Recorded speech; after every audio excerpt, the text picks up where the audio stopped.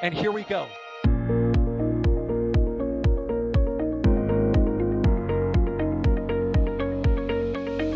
have liftoff. Propulsion continues to be nominal. R68 chamber pressure looks good. Following up. Water towers fly! Yes! They go down to nominal. Flighting downside SPLASHDOWN off. Bring in SPLASHDOWN off. It's orange! 145! Oh my God! Decollage. What is it?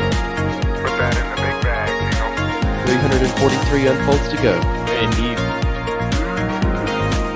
We rise together, back to the moon and beyond. This methane would be igniting the flare, correct? Yikes. You good? Sure. We don't need any more of these.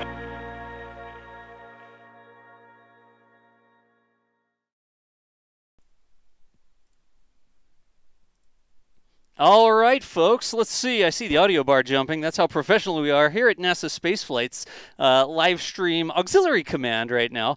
There is another live stream happening, as you may be aware. But Alicia and I are here to do this week's NSF Live/Astro Live show with Intrepid Museum. Alicia, how you doing today? I am doing great. How are you doing today, Dus? Well, I see the bar jumping over there, so I assume that the audience can hear you. Chat, can y'all hear Alicia there as well? 5x5s. Give us some 5x5s. It looks like we've got lots of 5x5s in chat over there. Our production team is so small, we actually ask our viewers to help us out with the broadcast. So as always, thank y'all for getting us started here. Also special for today, you'll see on all the windows, all the scenes here, we've got ASL interpretation, increasing the access for folks who can enjoy and participate in this content. So massive thanks to the ASL interpretation team for supporting us.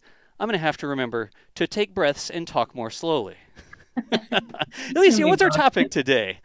Yeah, so we are talking about crew capsule recovery. Really, actually, a really great topic for us to be talking about this year in particular, because for those of you who aren't familiar, the Intrepid Museum is actually housed inside of course, the former U.S.S. Intrepid, which is celebrating its 80th commissioning anniversary this year. So it was constructed in 1943. It served during World War II, the Cold War, the Vietnam War. Also, though, it picked up 2 space capsules during the space race. So what a perfect topic for us to be covering today. In this picture, actually, you can see the recovery from the Gemini mission, Gemini 3. The first one we did was actually Scott Carpenter. So it was the Mercury Aurora 7 capsule in 1962. In May, actually, just in a couple of days, we'll be celebrating that anniversary. That's an archive photo for ants, Alicia. Hang on, I'll get it. There we go. So that particular mission, yeah, he was in space for, it's early space days, only about 5 hours. And actually, funny enough, he got a little distracted. There's kind of a fun story about that where we're not really sure what happened, but he ended up hitting his reentry thrusters about 2 seconds too late and came in about 250 miles off course. So, of course, back then they were looking for him in a specific spot. He wasn't there. They thought we might have lost him. Mass chaos, lots of panic on the late news and everything. And then ultimately, though, they tracked him down. And he was fine. He was just out there, sunbathing and offered the diver, some of his food and everything like that. No problem. But ultimately, the Intrepid was actually flagged to come be the prime recovery vessel because they just happened to be closest aircraft carrier. Yeah, it wasn't even supposed to be them. But that was convenient. And then, of course, later in 1965, we had Gus Grissom and John Young on the Gemini 3 mission, which we were supposed to be picking them up too. Okay, that's this one. Yep, that's the one. So we've got some great photos in our collections of us, craning those big capsules up onto our aircraft elevators. And then, of course, with them roaming around on our decks as well. So a really cool topic for us to be covering today. We have love this picture. Yeah, so that's right, because we were expecting to have them. So they made a giant welcome home cake. And if you look closely in the picture, you can actually see they're cutting it with swords because, a big cake needs a big knife, right? It needs to be cut with a sword, which I guess just happened to be on board a Navy vessel, huh? It's true. And we actually had an exhibit, not too long ago about cakes. and about Navy cakes, because that was a big deal. You got to feed, 3,000 hungry young men on those ships out at sea. I remember that one. There was a cake, and it looked very realistic, and I was like, "Is that a real cake?" It wasn't a real cake. We still have it. We still have it out. Really? So come by the ship, please do. You can come and don't take a bite of it or anything, but it's there. It's Intrepid there. Museum not responsible if you try to take a bite of the cake that's been there for a few years. It's not real. You'll eat a mouthful of not delicious things. So anyway, yes, it's interesting. It's really interesting because we used to use aircraft carriers to recover capsules, and it's like helicopters off the aircraft carriers, and how much that's changed to today. That's something that we're going to be talking with our guests from NASA here. At least I jumped right in. I was so excited about helicopters. No, that's exactly right. I mean, it really is amazing how how far we've come since the space program started, and really we started picking up capsules in the 60s.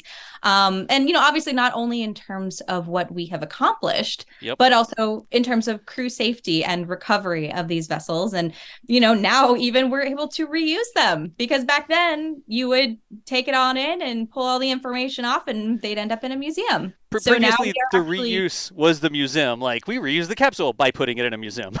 Yeah, but now they're actually reusing it to go back up into space. So we've got some really amazing guests with us today who are going to be talking all about that. We've got, we're going to be covering the Artemis program, going back to the moon. We're going to be covering all the commercial crew programs that you see, with SpaceX launching things like we've got on the other channel right now with Axiom.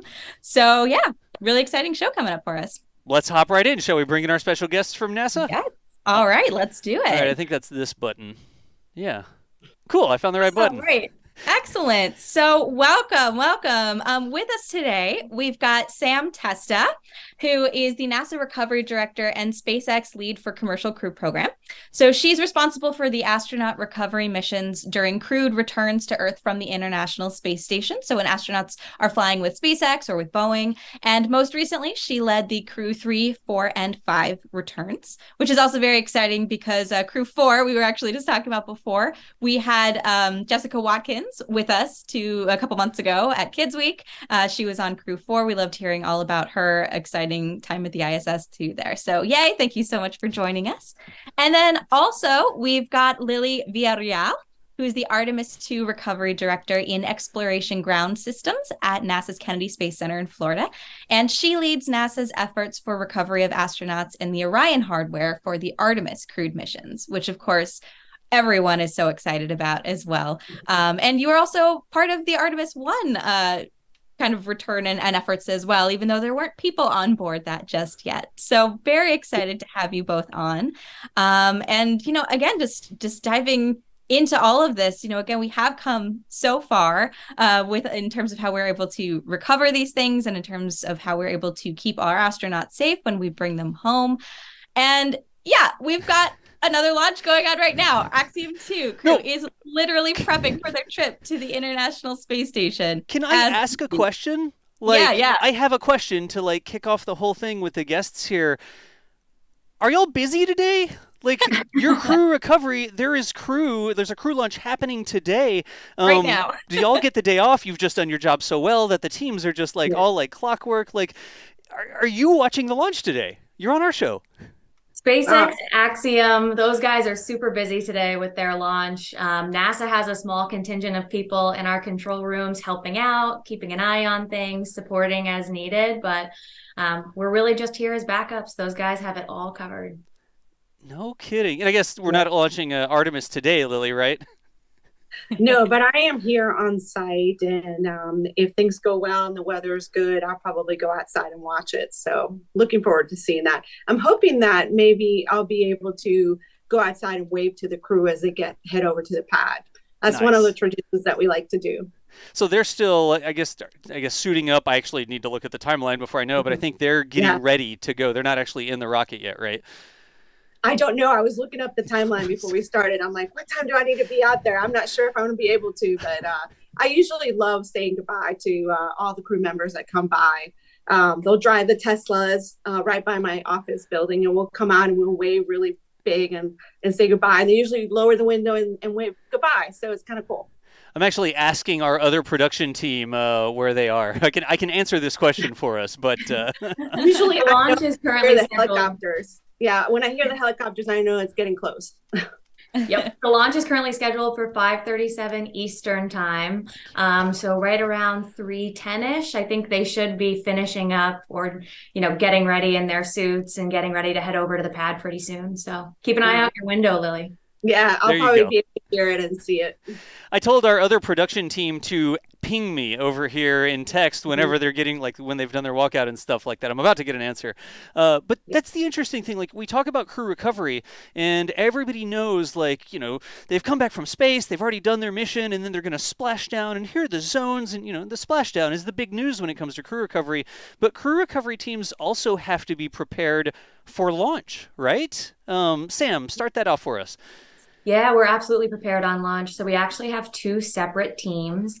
We have what's considered a return after fail to dock launch team, which is on standby during the launch mission operations, just in case something happens where if the capsule gets up to space and starts to rendezvous with the ISS, they encounter some kind of a difficulty and they're not able to dock the way they're supposed to, and they have to come back home. We kind of try and pick them up like we would any other mission to what we call a supported area, where we have our NASA team members. If it's a SpaceX flight, our SpaceX team members would be there as well. If it's a Boeing flight, we would have our Boeing team with us. Gotcha. And we would pick them up like any other recovery mission. Gotcha. Lily, I got the answer back, and they're already in the capsule. Wow. So you could have to go out and wave at 39A. I was completely out of the loop on exactly where they were in that count. But moving quick, I like it. Yeah. So there's one sort of thing where they've gone all the way up. They're trying to, their mission, like with Axiom 2, they're trying to rendezvous with the International Space Station, and something goes wrong, right? This isn't the Expanse where, I don't know, open the airlock and hold your breath and dive into the other ship. Or, that's not how this works, right? If something goes wrong and they can't dock, they would actually come back down out of orbit. Do they shoot for the normal recovery locations, or are there backup recovery locations? How does that work? Yeah, on a good day, we take them right back to a recovery location where we would normally be doing our returns to at the end of a mission. SpaceX has 7 different locations around the state of Florida, both in the Atlantic and the Gulf, which we consider supported sites where we can go pick them up after what is unfortunately would have been a shorter mission, something that something went wrong if we had to go get them this early. But otherwise, we'll pick them up from one of those locations at the end of their full mission and bring them back home. Gotcha.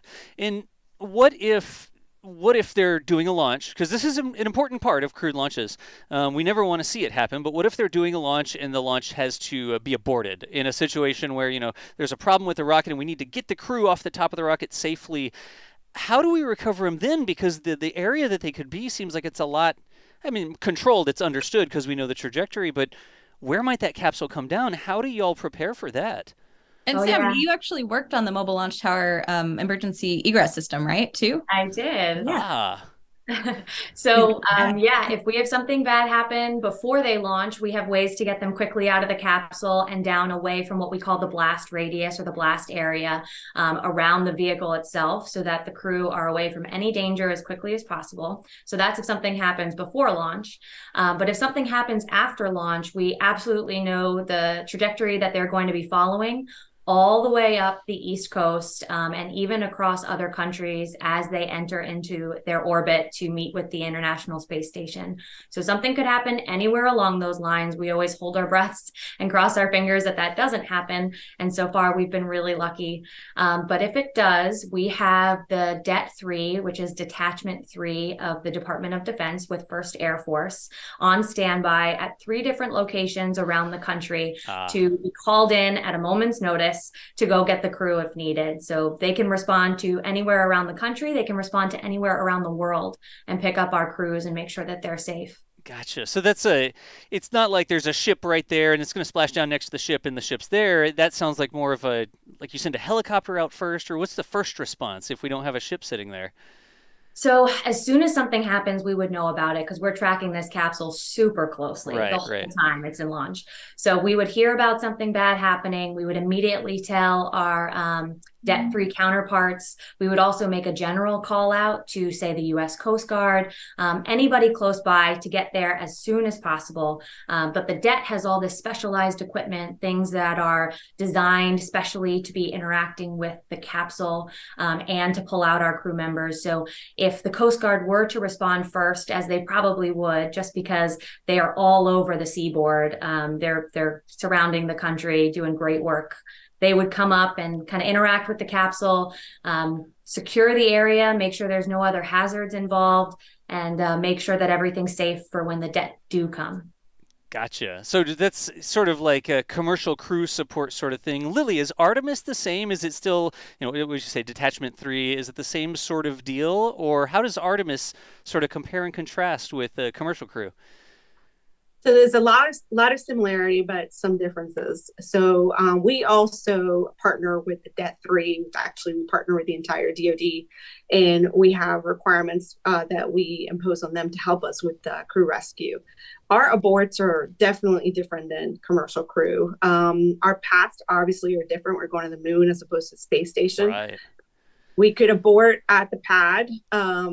We could abort the crew, do an emergency egress at the pad, or we can do a launch abort with our launch abort system that's on top.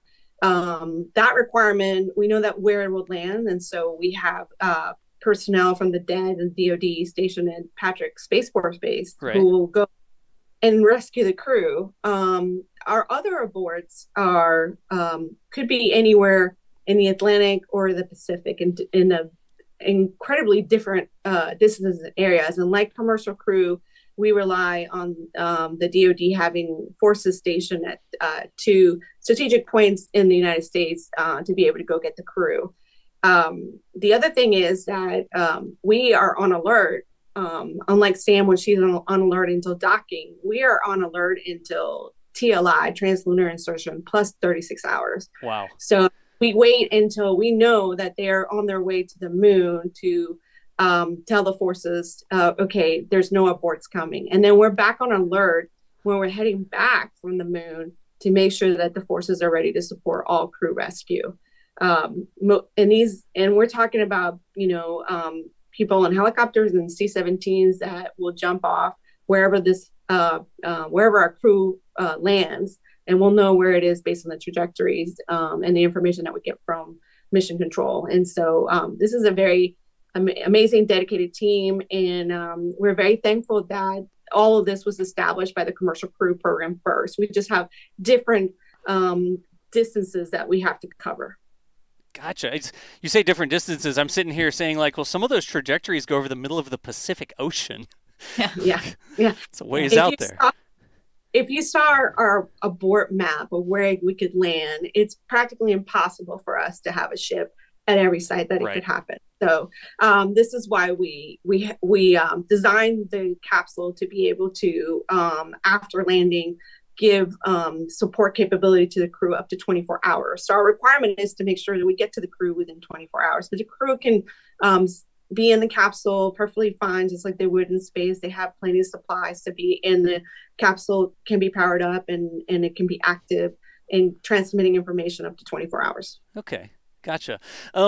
We are going through all of this, y'all, and we're going to be taking some live Q&A here. So here's what I'm going to do. I'm going to hop off and start looking through the chat. If you have questions in chat, tag it. You know the drill. Like whichever way you're watching, put your question into chat. I'm going to grab some of those, and I'll hop back in a minute. But Alicia, can I turn the conversation over to you while I go and see if I can find some questions?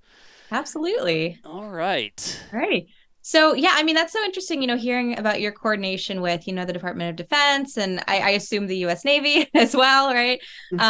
As a former aircraft carrier with the Intrepid, a naval ship, that's so much of our rich history as well. So it's such a cool just crossover, I think, that they've always been working together like that and, still are to this day. So, props to everyone who's helping out with all of these very complicated systems that you all are working with.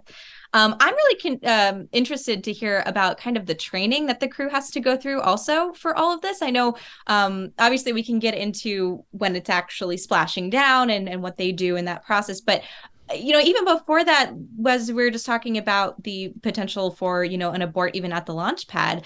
Do they go through training for that sort of thing as well?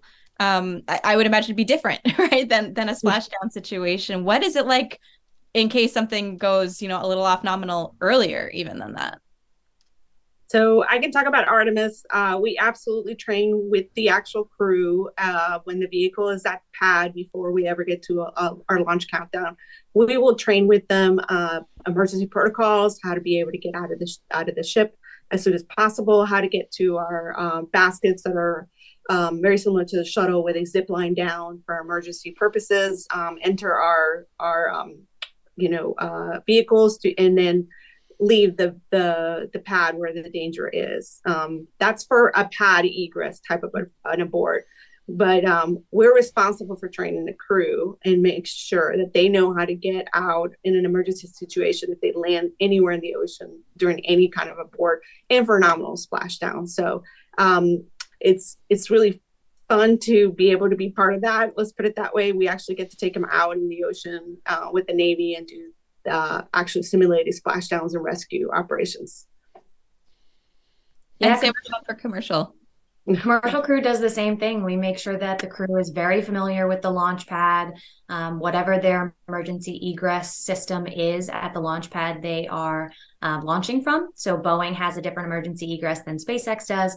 We make sure that they have a lot of familiarity with those systems. We also do something similar to Artemis, where we have unassisted water egress training days, where we put those crews into the SpaceX capsule, because SpaceX returns nominally to the water, where Boeing returns nominally on land.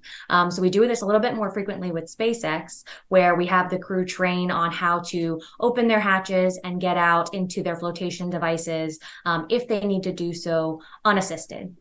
Even before all of that, we have the crew train on centrifuge training, where they get to experience their launch, re-entry, and an abort profile for their specific vehicle, so that they have at least an idea of what to expect on the launch day, including if they have an abort type situation.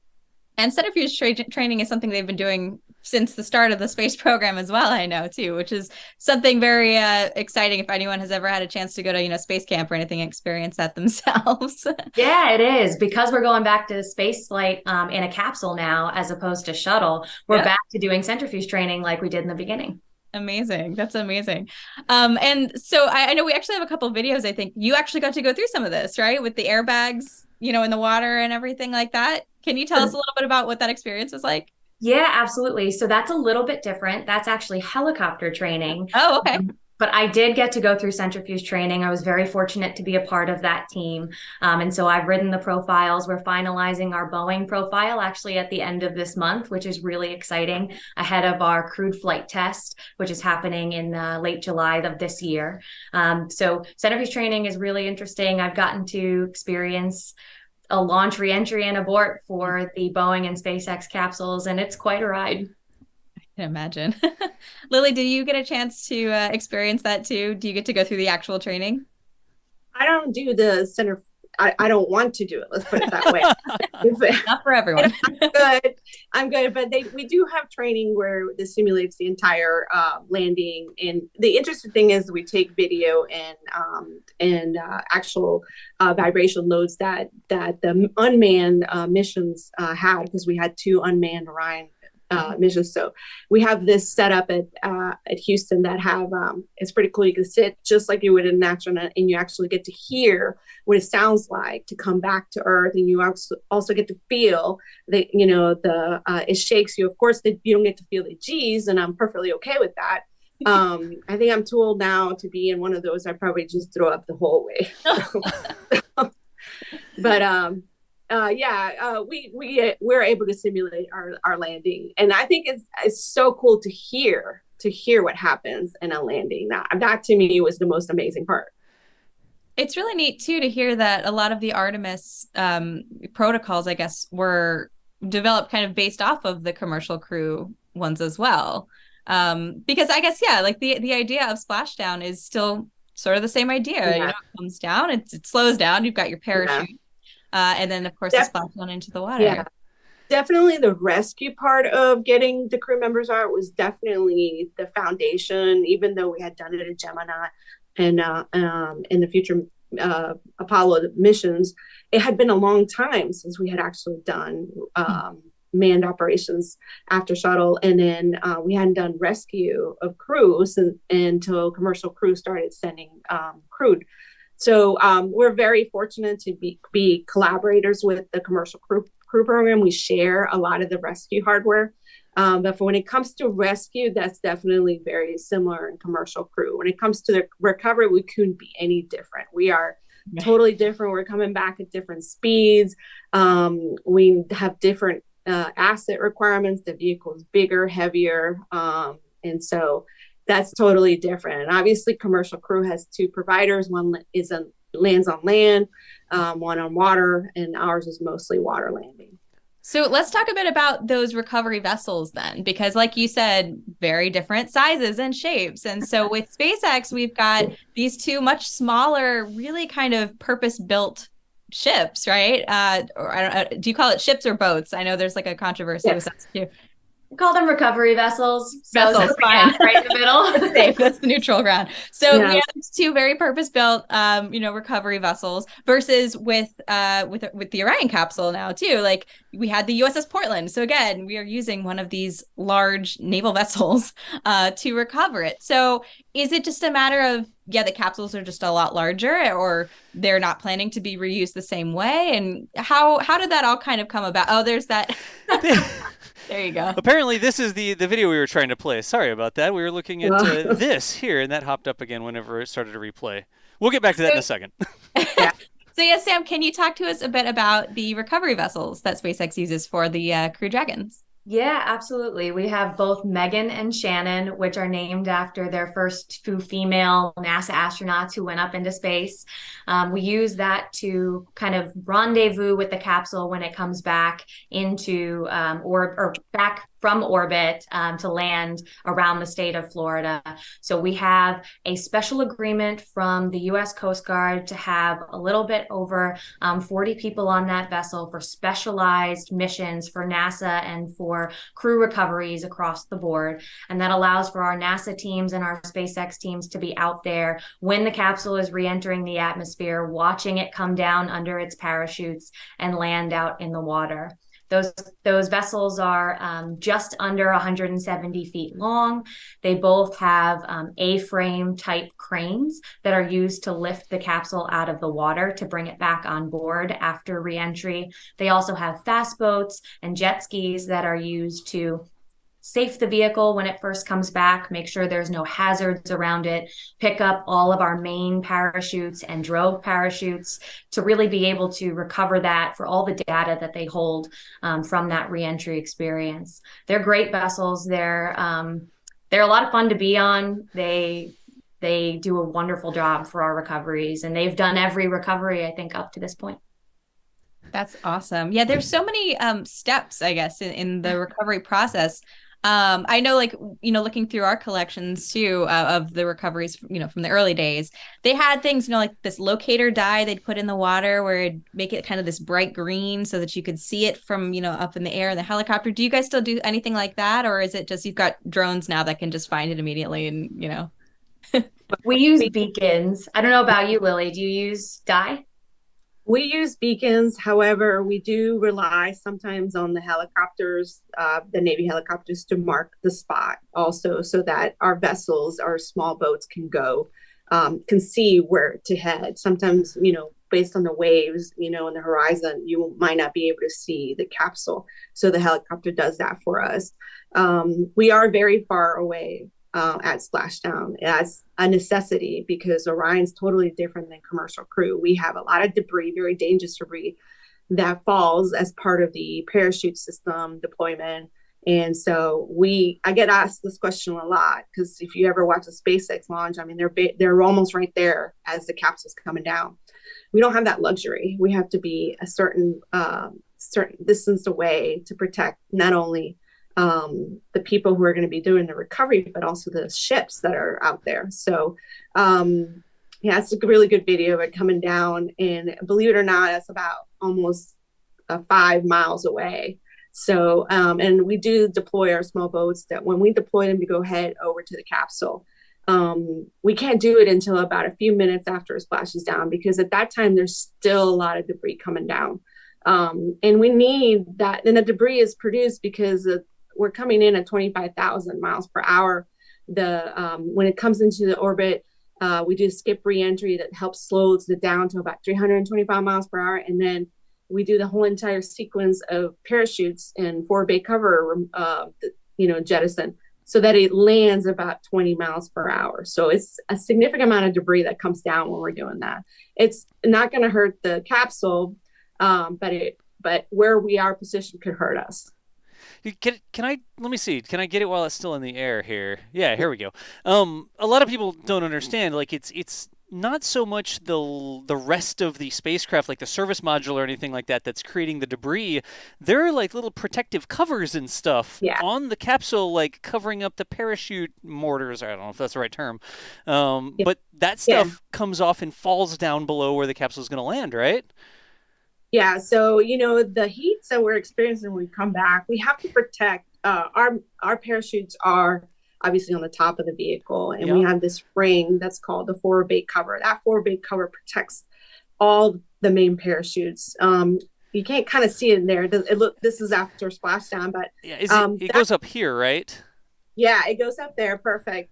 And you kind of see these canisters that are empty. That's where the chutes were stuffed in.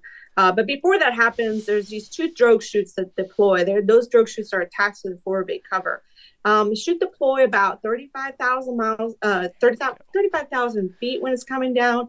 And when it does deploy when the chutes deploy, it helps slow it down. And then at one point, the forward bay cover separates, paratypically separates from the capsule. Once it separates, now it's just a big 1,000-pound debris that's coming down on these small drogue chutes. And now you have your parachutes exposed, not explode. And then the main parachute, the main drogue chutes for the parachutes deploy, help us slow it down even further. And then the main parachutes will come out at a certain height. And so we have the main drogue chutes that deploy, and also those canisters where the parachute's held has a lot of lids and these supports that are very, very heavy, and they're like just coming at really high speeds, and we can't see them very well. Yeah. And they're very dangerous to personnel, and so we have a great system at this. We have this debris tool that helps us figure out the footprints of where to be or not to be. And that was all based on all the drop tests that we did before the Orion capsule ever launched. So go. Bigfoot? There was there was something about Bigfoot. I remember when I was watching the return. That's what they're called, Team Bigfoot. Yeah, so Sasquatch is our actual debris prediction tool, and so because of the footprints that it creates, it's a footprint. Yeah, it's a footprint. It really is a Sasquatch footprint. Yeah, and those footprints help us figure out. And by the way, the day we have the wonderful 45th Weather Squadron that comes with us on the ship, and they do real weather balloon data analysis that we use to put into this tool to give us amazing, accurate where everything's going to land. And I was looking at the data from Artemis I, and it was incredible how close we projected it to land and where it landed. It just gives more the people who build that software, they're geniuses, and the good thing is that we can rely on that tool when sometimes we can't see because we're landing at night. We'll know where everything falls generally in the area. So yeah, they have the best patch, Sasquatch patch. Sasquatch patch. Yeah. Yeah, I love it. Real quick, I want to illustrate this for people because a lot of people don't understand how important this is. This one, the little upright balloons are on all the other shots I have post recovery, but we're talking about like these containers up here. You see these holes? Yeah. Normally there's a whole cover that goes up here over everything that's missing in this shot, right? But those you can see there's all sorts of little sort of holes, and those are almost like, I don't know, t-shirt cannons at a basketball game. The cannons, humongous cannons that deploy our parachutes. Yeah, and so those have the parachute sort of packed inside of them, and they have a cover on the outside to protect them while you're in space, right? From the heat, from the heat of reentry. Okay, from the heat of reentry, and then you need to get all that stuff out of the way so your chutes can release cleanly, right? Yes, yes. It's very different than obviously the commercial crew providers. And we had to figure out a way to protect them from the amazing heat that this vehicle gets exposed to, which is more than coming back from the space station. Yeah, so you get over here into this, let's see, where is it? Okay, here we are. Like, pretend this is coming back and we're jettisoning things off the capsule, right? Like this, and it's like falling down. The little covers and the bigger shroud, I think, would not go this way. Like, does it come off in pieces like a clamshell, or? It's just, there should be a video online. I'll try to send it to you later about what the cover looks like when it comes off. And just so you know, it lands a little bit before the CM lands. Okay. But all the other pieces of debris, we even have floating debris that could take up to 40 minutes for it to land. It's the very feather-like, the pieces of towel, pieces of mylar. Yeah, and insulation. So we could take into account all of that stuff, which is very dangerous for helicopters to fly into, those floating debris. Yeah. But when all the big debris clears, this is about 3 minutes after splashdown. And so that very small floating debris is not harmful to our small boats because they have protective gear, but it's very harmful for helicopters. And so we have another tool that we put on the helicopters to help them navigate into the debris zone, and they know exactly what height to be at a certain time in splashdown, so that we can get them close while debris is still falling. And so we work with the Navy. Nav Air is the entity that approves all this stuff, and so it's pretty amazing the things that we had to think about and figure out how to resolve for us to go recover the capsule and the crew. Yeah, people don't understand that. They're like, oh yeah, it just lands right next to the boat. I'm not going to draw a boat down here. That's a boat. Go get it. And it just lands right next to the boat, and then you just crawl up a ladder or whatever. Like, that's not how it works. You have the clearance zone because of all the little pieces that are sort of coming down, and then even when you drive boats into that area, you have to not worry, but you have to understand that there's stuff that can be in the water. You don't want to get tangled up in a line, even, right? Yeah, absolutely. And after the vehicle splashes down, it's still powered up for a certain amount of time until we agree with Mission Control to bring down the main power down. When it's doing that, the vehicle is very harmful to all of our recovery forces, because we have a lot of hazards that are created from the vehicle from a commodity perspective, particularly ammonia, which is very deadly if you breathe it. So we have to wait a certain time until we can even approach the capsule. We have to stay away about 120 yards. If you looked at what happened during Artemis I, we had these flight test objectives, so we wanted to wait a couple hours and simulate that whole entire power being active for 2 hours to take some measures. And so people are like, why did you take so long to go get the capsule? Well, we expected to take that long to get the capsule because we couldn't approach it until flight control turned off the vehicle. And so once they did, we had the official handover to the NASA recovery director, and we went to go get it. Well, ammonia is like a cleaning supply. Like, certainly you're not like cleaning the inside of the spacecraft with ammonia. Very diluted. Very diluted. diluted. Yeah, it's 100%. And for us, and when you go and clean, it's very, very diluted. Diluted ammonia. Don't ever mix ammonia with bleach, obviously, as you know, even though they're very diluted. It's a bad thing. But 100% ammonia is incredibly deadly. And that's for like a coolant system. Is it for cooling loops and stuff like that on the capsule? It's used to help cool not only the avionics, but it's a thermal exchange with actually the cooling suits that the astronauts wear. So. Gotcha. So you have like an ammonia or a thermal exchange. Maybe the ammonia. A thermal exchange. There's water in the suit, not ammonia. The water heat gets exchanged at an exchanger with the ammonia system. It's a very similar thing that we do in station and shuttle. We use ammonia extensively in space. Gotcha. So you don't want a recovery crew to go over there and get close to it, then a line is leaking ammonia or something like that and get sprayed in the face with ammonia, 100% ammonia, not cleaning ammonia, but that's... Not cleaning them. Yeah. We hazard checks, and Sam can tell you they do the exact same thing for their vehicle. You have to make sure you do the hazard checks. You kind of do a pattern as you approach the vehicle to make sure that you don't we have equipment that's sensing. And before, as we're getting close to the recovery forces are in protective gear to make sure, just in case, that they're not going to get exposed. Until we get that all clear, everybody's protected.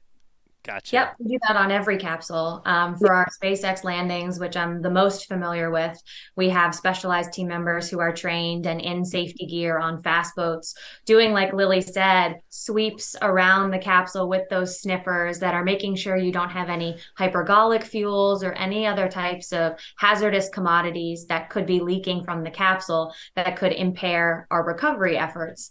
And so they go around and around the capsule until they get up to it. They sniff all the little areas that are of particular interest, as well as the entire area of the capsule itself. They knock on the window, let the crew know that they're there. They're going to start hearing some noises, and that's when we start bringing our capsule back to the recovery vessel for lifting. And in an ideal world, I know you said they could stay out there for example, like 24 hours. In an ideal world, what is the timeline of that from splashdown to actually when they get to leave the capsule? How long are they stuck in there for? So for commercial crew, we have about an hour. So from the time they touch the water to the time they're out and doing medical assessments, it's about an hour. And then for Artemis, our requirement is to get the crew to the ship's med bay within 2 hours from splashdown. So not so bad. Not like they'd really need to bring, extra snacks or, and they have them if they need them. Yeah, they have them. Awesome.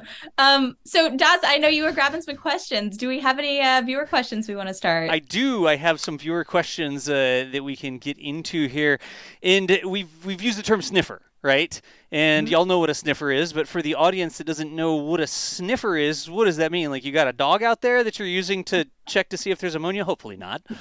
No, of course not. And it's not a canary either, back in the old days. No, we have a machine that specifically pulls in air. So they wave it around certain areas, and it can pick up trace amounts of certain types of molecules. And so for us, we're mostly concerned about hypergols. Those are some of the things like ammonia that Lily was talking about, things that are really hazardous to people. Now, all the people who are doing that have protective gear, like she mentioned. They're wearing masks and covers, gloves, all of that good stuff. But these sniffers pull in the air. They analyze the air that they're pulling in for the molecules, the percent that they're getting. And if there's above a certain threshold or even a trace amount of a molecule we aren't expecting that's associated with a hazard, we back off and we implement a different set of operations. Is that like a laser beam in the device, or is it like a little flame? And if the flame turns blue, it's this. Like how does it actually detect the minuscule amounts of hazardous gases? It's certainly not a flame. I wish I could tell you. I haven't dug into that side of how that device works.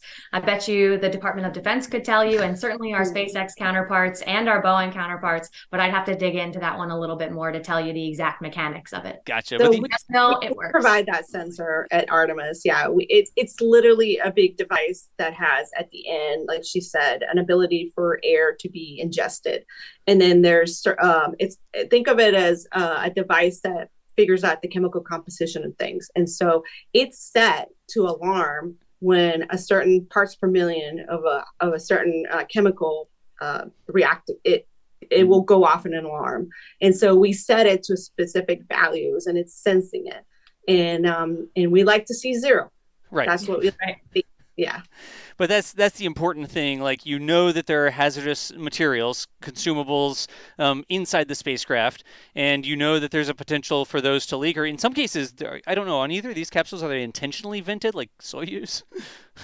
We vent ammonia, and that's the problem. We, while the vehicle's powered up, we're venting ammonia on purpose. And so in space, that's not a problem, but on Earth, it is a problem if you're going to be near the vehicle. We actually, when we have the vehicle powered up during processing here at Kennedy Space Center, where we do ammonia venting sometimes, and we actually at the venting port we install a hose so that it gets sent outside through scrubbers, and it's not going to harm anybody. But we don't have that luxury out in the water.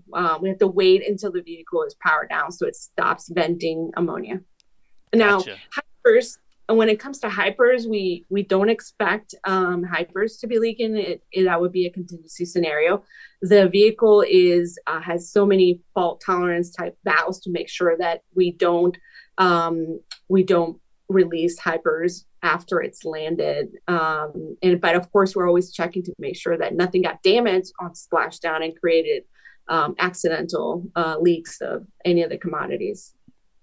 Makes sense. Sam, you were like nodding along and shaking your head when we're talking about releasing things. How's the SpaceX capsule different? Yeah, our commercial crew partner vehicles are a little bit different. We don't intentionally vent anything. So when we're doing our sniffer checks, it's really to make sure that there's nothing that, like Lily mentioned, nothing off nominal has happened, nothing has been broken, or something didn't happen during reentry and splashdown to have those commodities leaking in the area. So a little bit different there.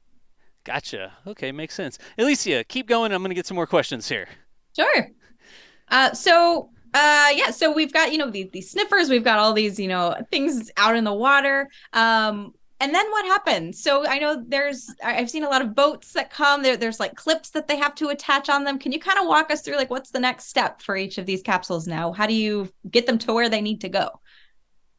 Yeah, absolutely. So for SpaceX, once we've done those sniff checks and kind of knocked on the capsule to say, hey, your recovery forces are here, we're going to be bringing you onto the ship, they slowly start to attach, like you said, some straps around that vessel, around the capsule to bring it over to the vessel. They do a slow tow, and the recovery vessel is also meeting them in the middle to get to the area where the A-frame on that recovery vessel can be used to lift the capsule out of the water onto what we call the nest of the recovery vessel.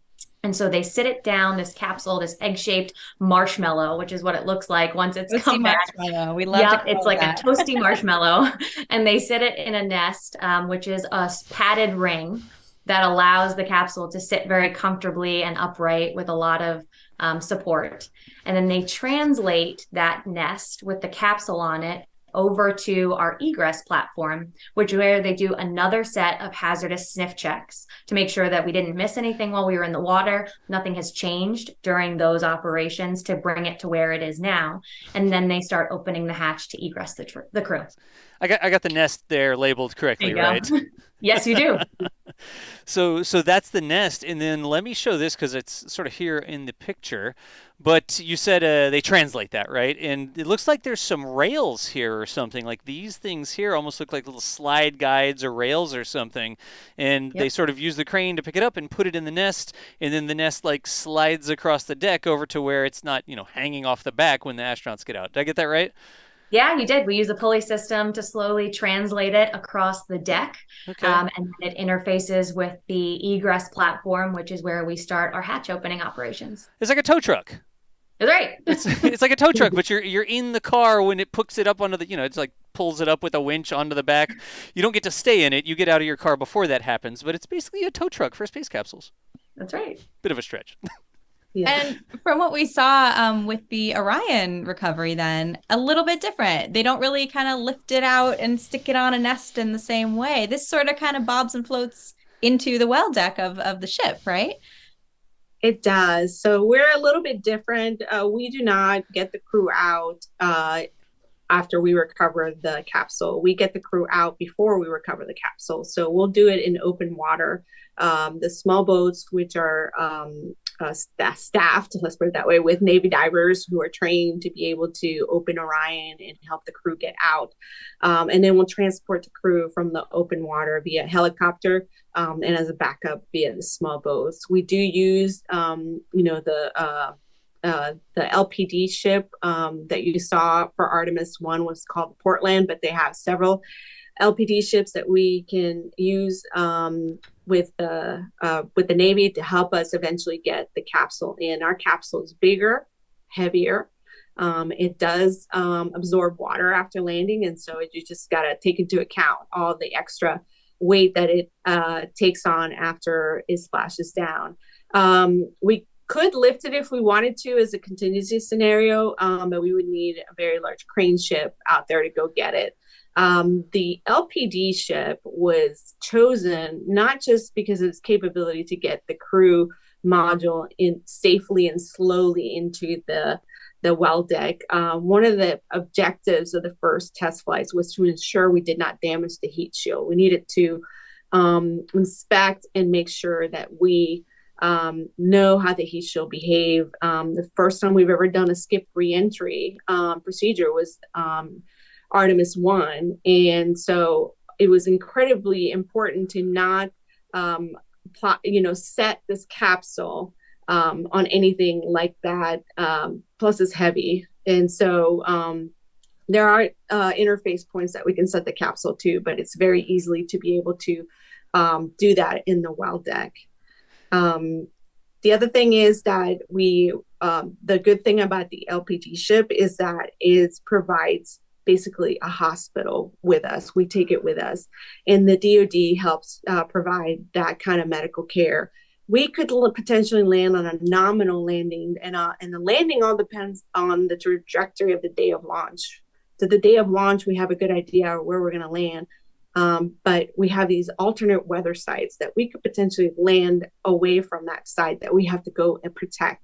We could be 1,200 nautical miles away from the coast of America. And so if you think about being able to take care of the crew in case they're incapacitated, they were hurt, or they need medical trauma support, we have to bring that with us. And so because there's no hospital in the middle of the Pacific. And so this is why we partner with the DoD, and we're so grateful to the Third Fleet at the Pacific. They have been incredible team members, and we're actually co-lead the operation. And we're so thankful that they allow us to have one of their assets for all of our recovery operations, and the support that they gave us is just outstanding.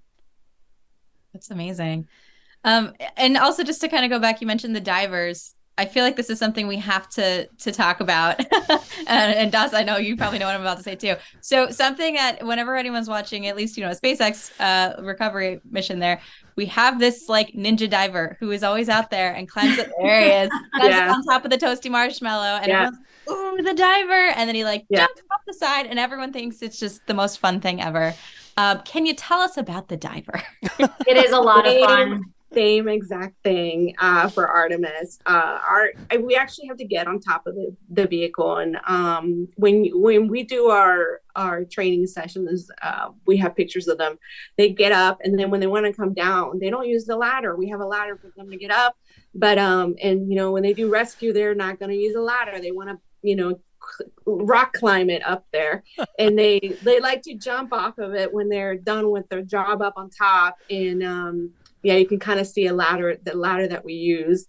It's the exact same thing. In SpaceX, recovers her capsule. Those are SpaceX employees, I believe, that do all that operation. For us, it's actually the Navy divers branch of the military that does all of that. And we train them at Naval Base San Diego. We train with them out in recovery operations when we go out with the LPD ships for training. And they also come over to a neutral buoyancy lab at JSC where we train them also. And they love being part of the recovery operations. So to them, it's just, one of the fun things that they get to do. They're like, I'm not shooting or having to worry about anything. I'm here recovering a capsule. So they love working with us. Yeah, so that is a SpaceX employee. That's right in that picture, jumping off of that toasty marshmallow. And a lot of the guys who do the rigging, which is why they're up there, all those straps and cables that you see are attached by those SpaceX employees. A significant number of them used to be pararescue jumpers with the military. And so they also have a lot of that historic, expertise from their time doing those jobs or on loan from those jobs.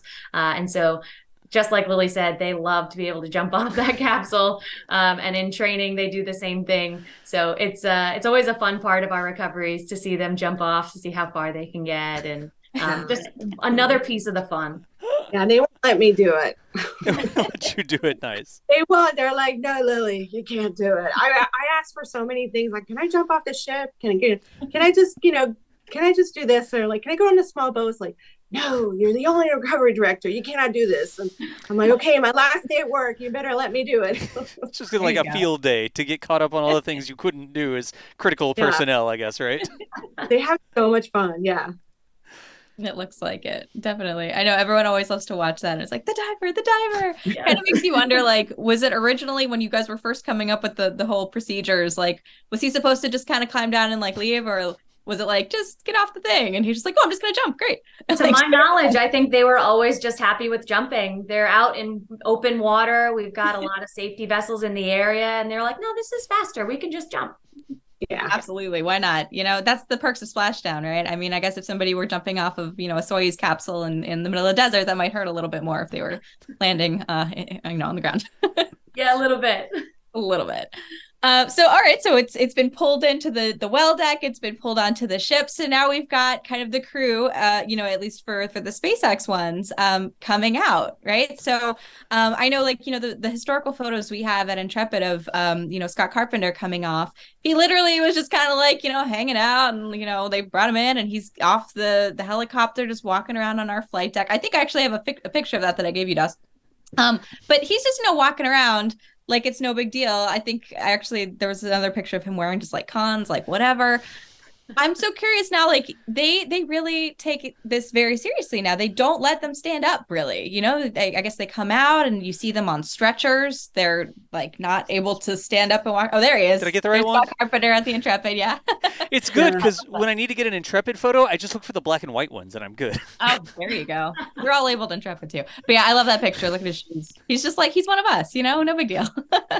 Well, you know, for the Intrepid, they were coming back from very few days out on orbit. You know, when Sam recovers her crew, they've been on space for over 6 months, and they're very conditioned. And you definitely don't want them to come out and harm themselves. So they're very strict about how they come out. And we have the same thing, even though we're going to, you know, Artemis II is a 9 to 10 day mission here from the NASA docks. And I think there's a certain day where now it doesn't matter if you're there for 6 months or 9 days, you're now deconditioned. So they expect them to be deconditioned at a certain time. We call it long duration missions because they're up in 0G for so long. They're not really used to the feeling of gravity. And recovery, you know, re-entry into the atmosphere and splashdown is a pretty dynamic event. So not being used to having any gravity on you and then kind of falling down to the earth, being under parachutes, feeling that rocking back and forth, and then splashing down in the ocean where you have a very minimum wave state, but you're sensitive to all of those new sensations that you haven't had in a long time. When we do our egress of the crew, which is taking them out of the capsule, we are very careful to have them onto the litters or the stretchers that you see here, just so that they have a little extra time to get used to being under gravity again. I can imagine that's a very disorienting feeling. And yeah, just of course, the gravity is different. You know, it's going to take a while for your muscles to get used to just normal Earth gravity as well. Yeah, you never know how the crew's going to react. Some of them come back and they're like up and at it. They're jumping around. They're ready to go.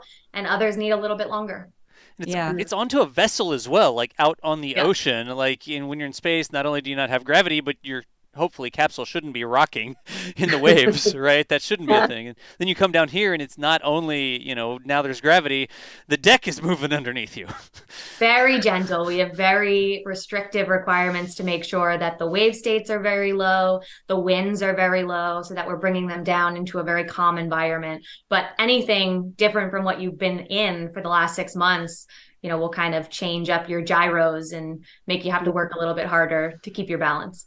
Makes sense. So Sam has very constraining, like she said, they usually are very flat when they come in. Unlike Artemis, you know, when we come back from the moon, we're coming back and that's it. You know, SpaceX and Boeing can delay their return based on what the weather conditions are. So they can literally wait until those conditions are better. Once we come back from the moon, we have about 4 to 5 days of trying to understand what that weather looks like. And, you know, Artemis I, we were supposed to land about 38 nautical miles from San Diego, and we can land and recover the crew up to 6 feet waves.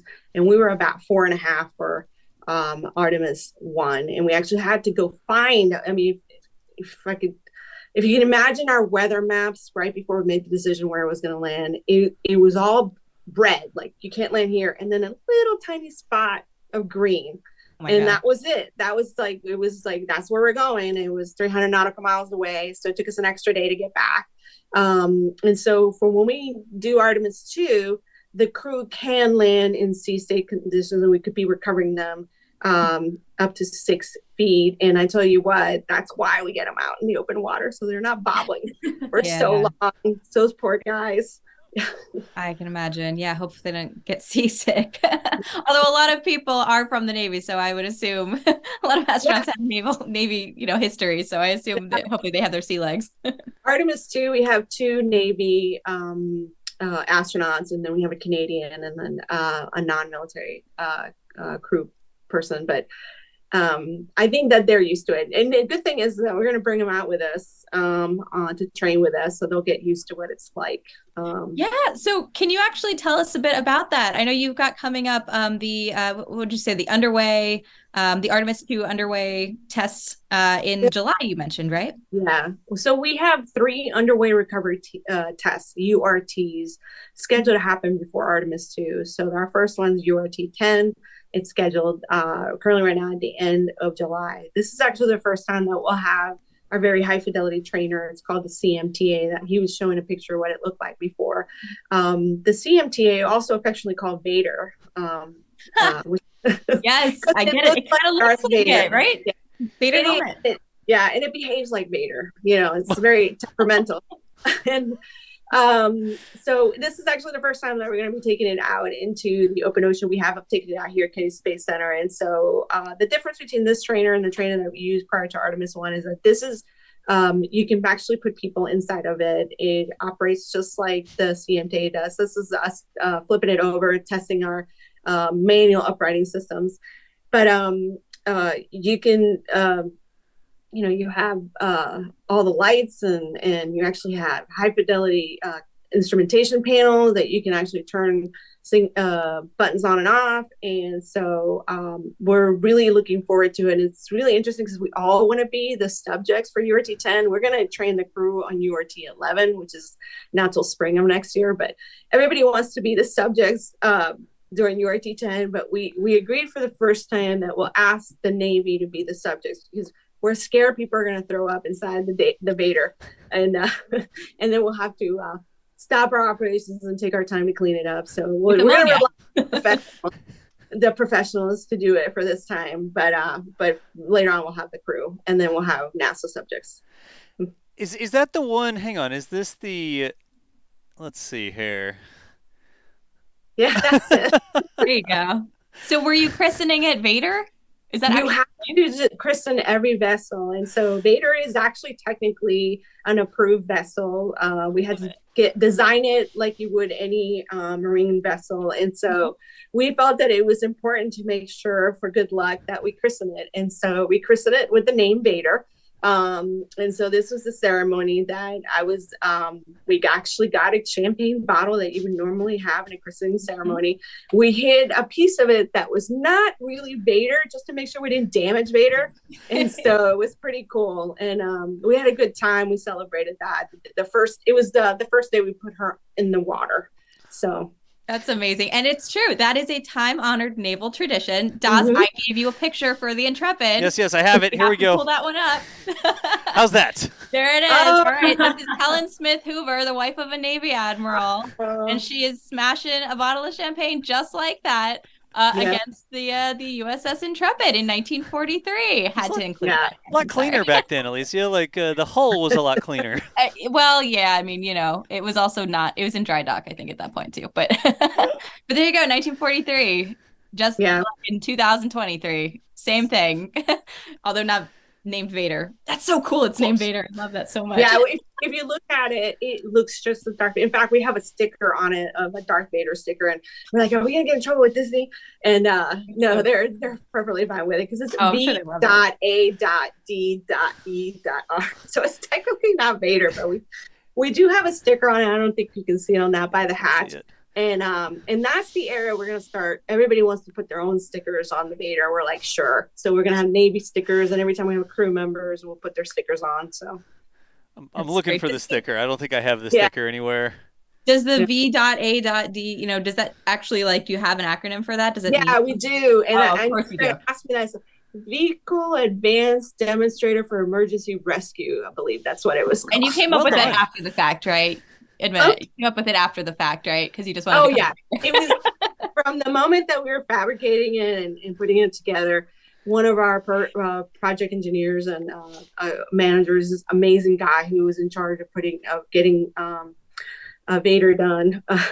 He, from the minute, he's like, I'm calling this thing Vader. It behaves like Vader, acts like Vader, it looks like Vader. And so everybody just started calling it Vader. And so there was no other name that we could christen it with except for Vader. So we all had to come up with an acronym for it. And so I had a lot of help for that. It just stuck, huh? Hey, real quick. Yeah. Speaking of stickers, you were talking about the Vader sticker, but we were also talking about having a capsule that you can train on that simulates the real capsule, but it doesn't cost as much as a real capsule, I'm going to guess. There are more than just the Vader stickers on this. Like, these are stickers, right? Yeah, so those, because we actually don't have a propulsion system or, the interface where the rocket interfaces to the ground. These are all stickers simulating that. And so when we train the divers, and we talked about approaching it and doing hazards checks, those are those areas that we're doing hazards checks on. The window is definitely very similar to the capsule. And the hatch is very similar from what it feels like, even though the mechanisms are a little different.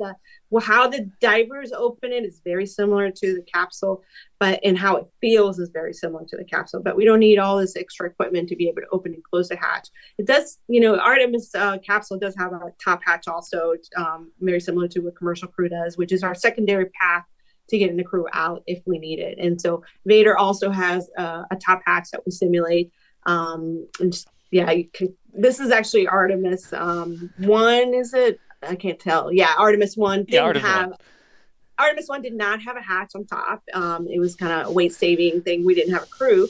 But Artemis 2 will. This is the first time we'll have the top hatch. And Artemis 3 will have a docking port on top because we're going to be docking to the Starship for our lunar lander.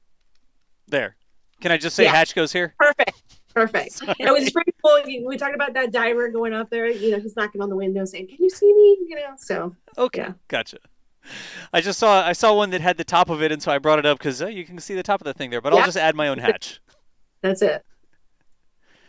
Awesome. So it's going to be docking. I mean, so you've got Artemis 2, the underway recovery test coming up in July. I assume that will be streamed and, we'll be able to see that maybe. Is it going to be the same kind of process then as what Artemis 1 was, but then plus having people in it that you'll have to go through that simulation of bringing them off and everything like that? So it's a little bit different than Artemis 1. First of all, Artemis 1 was a very long mission. And so the capsule was out there doing all kinds of testing, making sure the systems to be able to maneuver the capsule, our comm, worked very well. It actually did a loop, like a couple orbits around the moon. Artemis 2 is very similar to what Apollo 8 was. So it would go really slingshot around the moon and come back. And the main purpose of Artemis 2 is to now test the crew systems that we did not have on Artemis 1. We want to make sure those all work before we actually go and land on the moon. And so part of the first, after we launch and go to orbit, one of the things that we're going to do is we're going to simulate a docking scenario with the upper stage of the SLS. We're obviously not going to dock to it, but we're going to simulate like we're docking just to make sure that we can control the vehicle and the crew can control the vehicle to eventually do the Artemis 3 docking to the lunar lander when they arrive at the moon orbit and the lander's there waiting for them. It's a very short mission, Artemis 2. It's 9 to 10 days as opposed to what Artemis 1 was. Right. Which makes recovery very hard, actually. Makes it a little harder because we had the luxury of a launch and waiting about 20-something days before we recovered the vehicle, so we had time to train. We literally, as soon as we launched, we had to go to Naval Base San Diego and work on getting ready to go recover the vehicle. That is so exciting.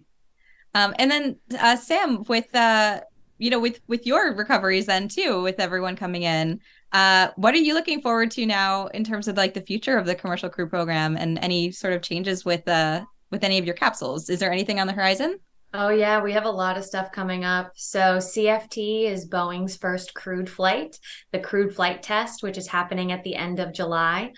They'll be launching up to the International Space Station, docking, and hanging out there for a couple days before coming back and doing a recovery as their last test flight before they get into certified flights. So, once they successfully complete the crewed flight test, we'll be flying with them just as regularly as we're flying with SpaceX. So, we'll be having ideally 2 commercial crew flights a year, one Boeing, one SpaceX, all up to the International Space Station.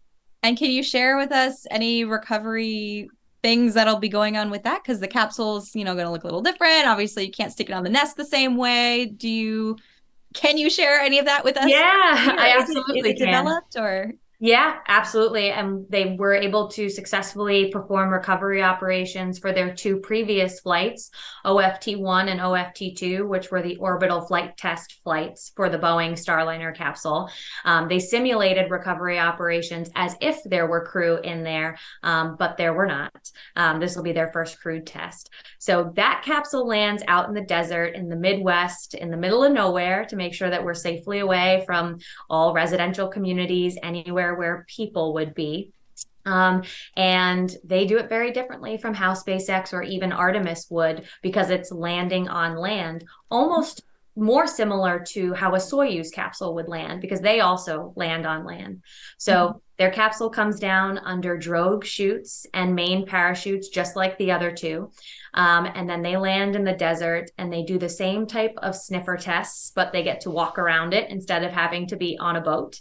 And then they cover the capsule to make sure that they can keep air cooling to that vehicle, because it's in the middle of the desert, which is very warm or very cold, depending on what time you're coming down and what time of year. So to make sure that we have environmental controls for the crew. And then we set up what equates to some scaffolding and start doing very similar crew egress style operations, where we pull the crew out, we move them over to, for them, a mobile med bay. For SpaceX, it's a med bay on the recovery vessel. And we start doing med checkouts before we put them in a helicopter to take them back to an airport, where we also hand over any of the cargo that's coming back from the International Space Station, and where we do what's called baseline data collection science, which is a series of experiments and research science to basically assess how the crew is responding to being back in gravity after being in 0G for so long. Fascinating. Well, gosh, we can't wait to see all of this stuff coming up. There's so many exciting things coming up to watch. I can't wait to see that launch. It's going to be really exciting. Yeah, it'll be a good one, I think. Definitely. Das, do we have any other questions? We have lots of questions here. I was actually squinting at my other monitor trying to get some Starliner stuff here to show. But we have lots of different questions. Let me grab some of these real quick. I have way too many windows open today. Let's see here. There was a question asking,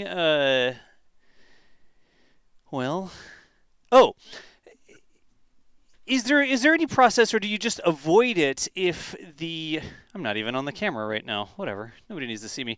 Is there any process if you have the crew come down unexpectedly in another country?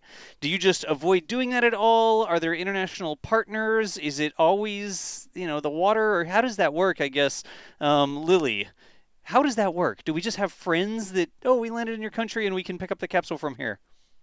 Yeah, so we actually have to think about that and make sure that we're prepared for that. Obviously, we have the military supports us, the State Department supports us if we do land somewhere where we're not supposed to be at. But most of our aborts landings are in international waters, and we will deploy the rescue forces to get to them as soon as possible. But if we have an abort or they land when they're not supposed to, we rely on the military to help us get the nearest vessel there as soon as possible. And that could be a commercial a vessel that is in partnership with the network of rescue, or it could be a military vessel. So we work in conjunction with the military and prepare for those kind of scenarios. And we work with the State Department on the highest levels of NASA to make sure that we have those partnerships in place if we do land somewhere where we're not supposed to be. And that's part of like when we launch our rockets, they go out over the water, right?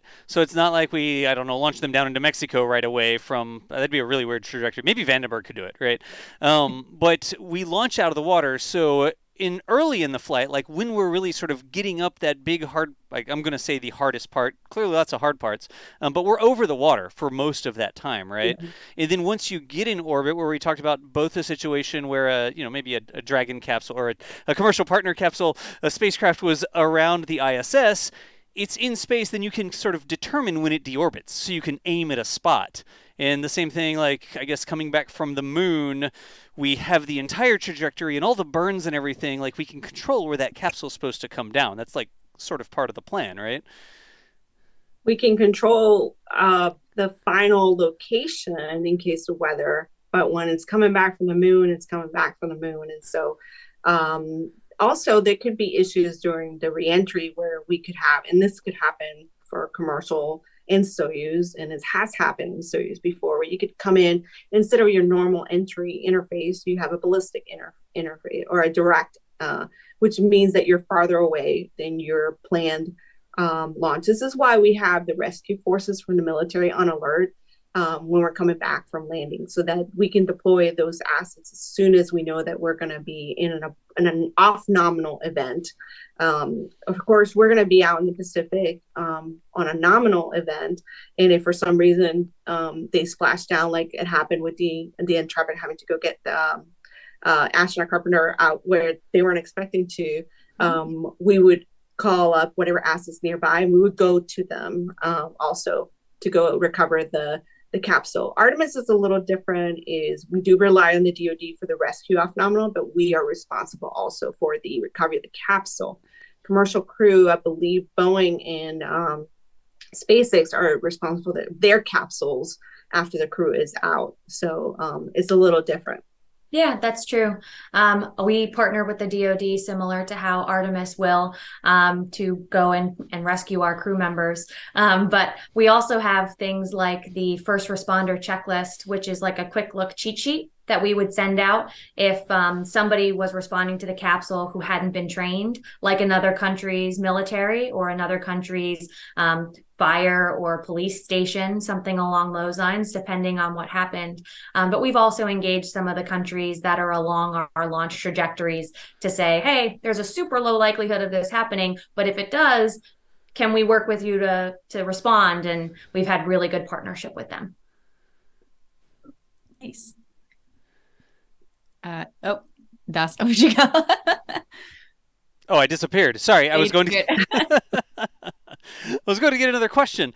There were a couple comments in here. A lot of people are very interested in the sniffers, as it turns out, like whether it's ion spectrometry or a mass spectrometer type of device. And I'm like, I don't know.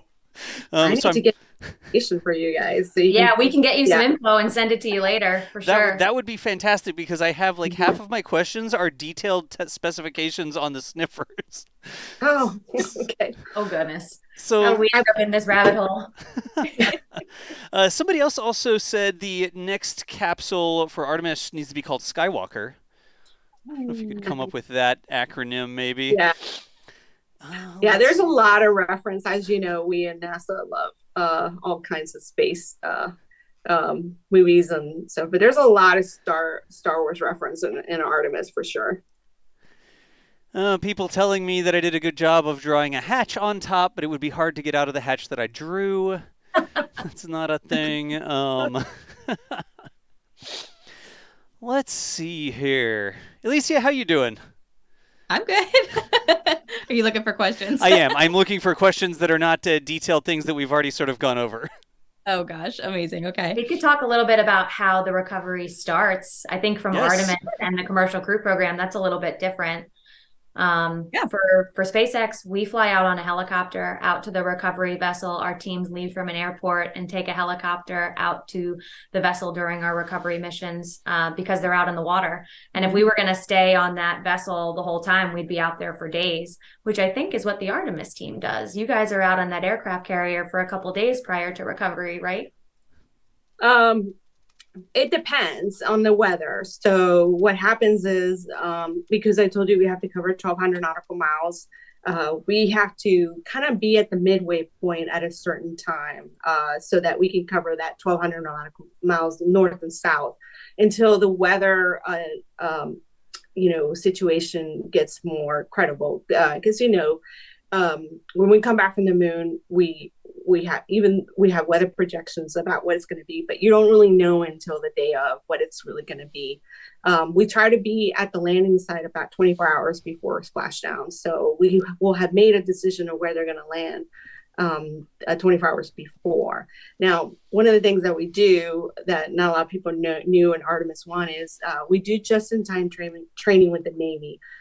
These underway recovery tests are to train not just the Navy, but the NASA personnel. But eventually, we don't know what ship we're going to get for the splashdown over Artemis. So we do what we call a just-in-time training over 2 to 3 days, where we go out with the ship and simulate a splashdown, go to a full mission profile with the military. That's extremely valuable for the military and us to make sure that we're ready for the day of splashdown. So we actually spent a good 4 days out before splashdown Artemis 1, and then we came back to port, got rid of our trainer, and then waited for the splashdown. And then we had to deploy about 5 days before. Actually, we deployed about 4 days before to get to this landing site. So it's quite a nice cruise. The military definitely makes it fun. You can imagine what the sleeping conditions are. It's just like being on a Navy ship. I ended up enjoying it at the end. I slept so good, but you're really going into these little bunk beds, and you have a little curtain to help you black out any whatever you can. But the ship makes noise all night long. It's not like a cruise ship, it's not as stable as it can be. They don't really need that. So if the waves are high, you feel it. Yeah, really different from our recoveries. I think we're out on the vessel 6 hours before splashdown, and our teams are out there for, I think, 4 hours after splashdown, and then we're all back on land. So it really doesn't take more than 12 hours for us, which is really nice because we don't have to worry about bunking or anything along those lines. I will say the SpaceX chef does a really great job for meals, though. So it's always a treat when we get to eat on the recovery vessel because they are very good at what they do. These little perks that you don't even think about, The little perks. It's like going out to dinner on the recovery vessel. It's a nice, evening dinner cruise. Why not? Yeah, I wish. It's more along the lines of where can you fit in a bite here or there. You have mission operations ongoing around you. But we find ways to make it fun. But we found ways not to miss our food, because if you didn't go get something to eat when it was time to go get something to eat, you were out. You weren't getting any food. And I would say that everybody scared me before I went on the ship and said, the food's really bad. And I was actually surprised. It was pretty good. And we had, I think one night we celebrated and had lobster and steak. And so I can't complain. The Portland really took care of us. Well, again, it is a very special occasion for them. I mean, it like you were saying, I'm sure they all are so excited to be part of that. I know, again, just to reference Intrepid, they issued special postcards and they had a special, party for them. It's such a cool, unique experience that they get to witness history, first of all, and also just to have astronauts on board and have capsules on board, at least. Yeah. Did we mention the cake? The cake, exactly. Yeah. They made a cake. We had to wait a whole day because we went so far away for Artemis. So we it took us a little longer to get back to port. And so we spent a whole entire day before port just taking pictures. Everybody just came and got pictures with the capsule. And, it's really interesting. And one of the fun things to do with the Navy team is, you can switch hats with them. You can, I think I got a couple of sweaters from the DoD. I gave them some of my NASA gear. They gave me their gear. And so there's a lot of coin trading, patch trading. We actually sold a lot of NASA memorabilia. We're allowed to do some of that, and they love getting it. And I think I spent a significant amount of money just buying shirts for some of the crew of the Portland, because I know that some of them are very young people who probably don't have a lot of spare change, and so I just wanted to reward them. And yeah, it's so worth it. That's so nice. That's so nice. Yeah, I know. So we have Fleet Week coming up actually next week, this coming week, next week, this weekend, where we have visiting ships that come in that port, park right near us. And yeah, they always are selling their challenge coins and all their memorabilia as well. So we always try to support them too, which is always so fun with the Navy ships. All There you right, go. here's the crew. Challenge coin. Oh yeah. NASA loves their challenge coins. I know. I always have like We those love too. them. I gotta show you mine because I needed to get my own challenge coin after learning all of this. This is my new one.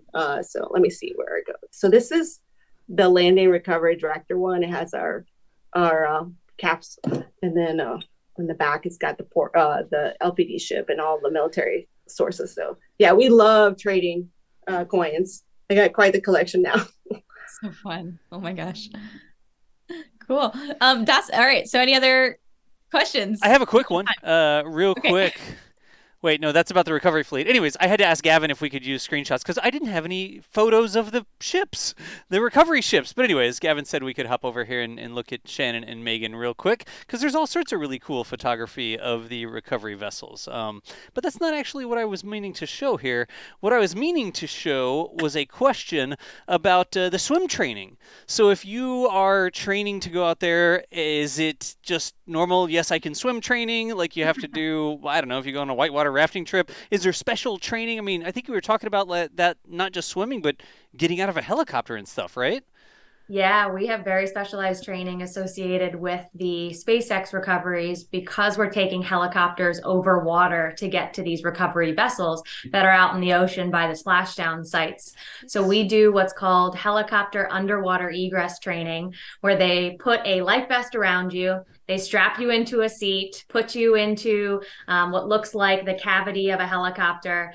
They drop you into the water, flip you upside down, and you have to escape or egress from the helicopter that is simulating having landed on water, flipped upside down and in an off nominal situation. So the idea here is when helicopters land in water, they're very top heavy. So they almost always automatically flip upside down. And we're always strapped into seats. We always have our life vests with us, and we have little tiny pony bottle type scuba tanks with us that we can use. God forbid this should happen.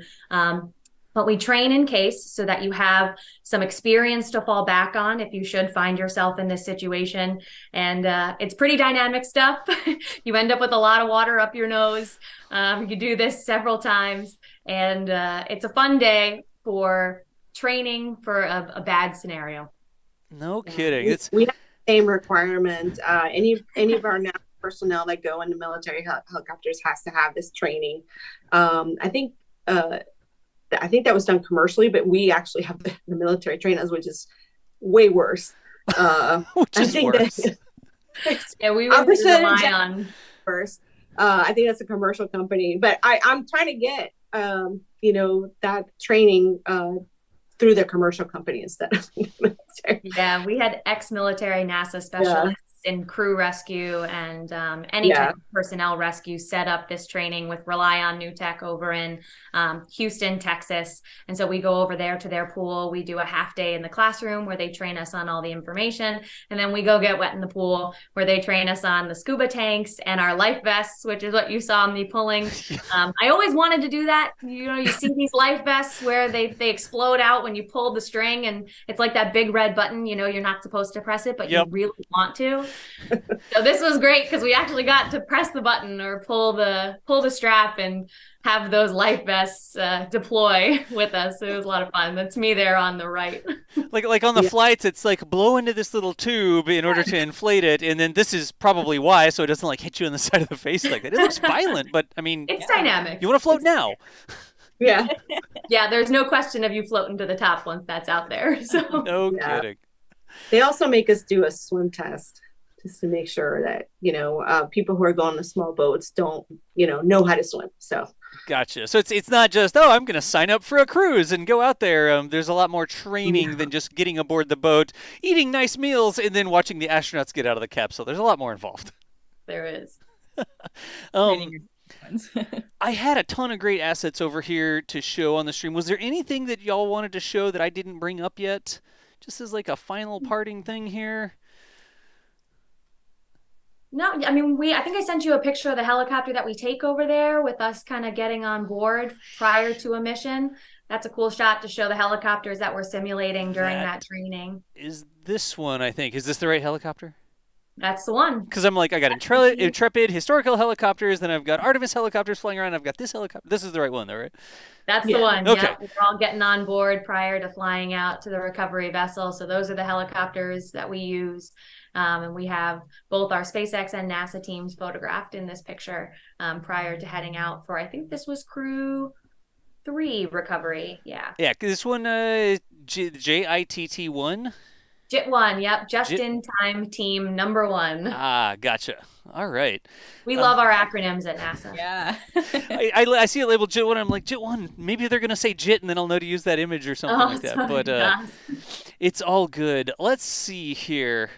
Oh, there was another question about how the helicopters, like you don't have to go down a rope or anything like that to get aboard the recovery vessel, because the recovery vessels actually have, I mean, if you look at them, they're like mostly helipad, it looks like, right? Yeah. But that's just specific to the design of how this partner, SpaceX, does it. They have the way that the capsule can come aboard with the little crane thing, and it slides underneath, and they have the room for the astronauts to come out, and then they can transport them with a helicopter. So they have this big helipad, and like it's very much a purpose-designed vessel for specifically going and picking up crews or ferrying sometimes. That's exactly right. So this one only does the crew returns. The fairing vessels are a little bit different. Actually, these guys might do fairings as well. That's a little bit outside this.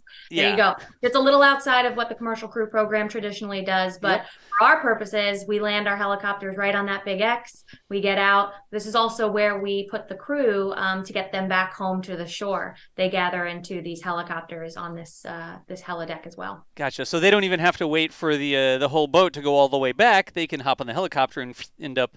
I mean, I guess they could just fly the helicopter over to the Cape, even from the western side of Florida, if they're in one of those recovery zones. And sometimes we do. Traditionally, we have airports set up depending on what splashdown site we're going to be at. But several of our recovery sites take them right back to the Cape. Just right back over. No kidding. And then they take a NASA G5 or G3 private jet back home to Ellington, riding in style. They don't even have to fly themselves in like a trainer. Every now and then we're like, oh, NASA pilots are flying the trainers. Like astronauts are flying. Yeah, so there's one of those on the deck of the Intrepid, isn't there? There is. There's a T-38 Talon on tying it all back together. Intrepid, come visit. Okay. That's the one I've got my name in for. I'm hoping one day I can finagle a flight on one of those. One day. All right, folks. Well, we have hung out here for an hour. Have we actually hung out for an hour and a half, 90 minutes? Yeah, time flies. Time flies when you're digging through questions about the sniffers. No, you think I'm kidding? Like you should see. I'm not going to hold my phone up, but you should see my phone that has so many questions. But that is going to bring us to the end of our show today. Sam and Lily, thank you so much for taking time out of your weekend to come and just chat with us about all the different cool things that are. I say cool because I think that it's all cool. That's involved with getting capsules, getting crew. Not just safely from space back home, but out of the water, out of the land, whatever's going on. There's a whole other set of involved training in specialized thinking and engineering and building and things that have to happen to support the astronauts coming back home. So we get the question a ton of the times like, oh, I'm not going to be an astronaut or anything. What skills can I have? Well, think about, we just talked for 90 minutes, barely scratching the surface of how you get an astronaut out of the capsule safely, it's in the water or whatever, back on a ship, on a helicopter, all the way back home again. And Sam and Lily, y'all are critical to making that happen. So thank you so much for spending time with us and just answering all sorts of random questions this afternoon. Thank you. Thank you guys. All right. I appreciate your interest. Yeah, no, it's not like scripted. It's not like, okay, the first question will be this, the second question will be this. It's just all over the map. So thank you for being good sports and answering all of our questions. We're coming up just about an hour away from the Axiom 2 launch. And so we are going to continue coverage of that here on the NASA Spaceflight channel if you're watching that. So if you end up with a rocket launch on your screen at the end of this one, don't be confused. That's just because we sort of sent you over to that other stream. But next month, we are having a stream here as part of Astro Live about, Alicia, what's it about? CubeSats. CubeSats. Ta-da! Yes, CubeSat. So if you happen to come by the museum, or if you would like to come by the museum, you might notice that we have an exhibit right now about CubeSats, specifically about Alpha CubeSat, which is something that Cornell Engineering has been working on to create a light sail. They're testing out light sails, the idea of being able to use light to project CubeSats or project anything really further away and at higher speeds, and specifically using holograms and art to do so. We kind of talked about it a little bit, maybe if you happen to see our stream last month on site. But specifically now we're going to be talking a lot more about CubeSats, that particular project, as well as just other CubeSats in general and all of the cool science that goes behind it. So tune in next month, Sunday, June 25th for that. Also, quick plug once again, Fleet Week is coming up this coming week. So if you are in the New York City area, come by the Intrepid. We've got our movie night on Friday. We're showing Top Gun on our flight deck right next to our F-14. Of course, everyone loves it. We do it every year. Come on out, see Top Gun on our flight deck when the sun goes down. And then Saturday, Sunday, and Monday, we've got a whole bunch of fun vendors coming in, lots of partners coming to do cool stuff out on our pier as well, performances, and all sorts of fun for the whole family. Fleet Week is a big deal for us. We love it so much. And we, of course, have those other ships that come in, too, that you can go get training things with and challenge coins and stuff, as we were just talking about as well. Nice. So come on out for Fleet Week. Sorry, I had to plug it. And also, yes, CubeSats next month as well. We cover everything on Astro Live, from recovering human beings from the spacecraft to throwing toasters into space with CubeSats next month. But Sam, Lily, thank you so much for the time today. Alicia, good time as always. And our ASL team as well. ASL team, thank you so much for keeping up with our rapid and not very structured conversation. Thank you so much to our ASL friends. That is going to bring us to an end of this show here. Remember, if you didn't get to catch the whole thing, because I know we were sort of like there with the Axiom 2 launch coverage as well, you can watch this anytime. You can scroll back. It's going to be here on all these different channels. It's a video you can check out. So if you were just totally about the Axiom 2 launch, come over. You can watch this back anytime at your convenience. Or if you watch this, you can go watch the Axiom launch coming up here shortly. But Sam Testa, Lily Villarreal, thank you so much for joining us. We will shut down the show for now, and we'll see you nerds later. Thanks for watching, y'all. Thanks, everyone. Everybody can watch. We didn't cover this in the practice. So, all right.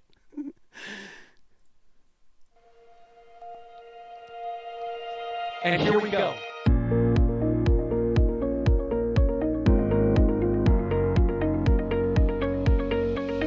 We have liftoff. Propulsion continues to be nominal. R68 chamber pressure looks good. Traveling up. Water towers fly! Yes! They go down to nominal. Fighting outside SPLASHDOWN off. Bring in SPLASHDOWN off. It's orange! Oh my god! Oh my god! Decollage. What is it? Put that in the big bag, you know. 343 unfolds to go. Indeed. We rise together back to the moon and beyond. This methane would be igniting the flare, correct?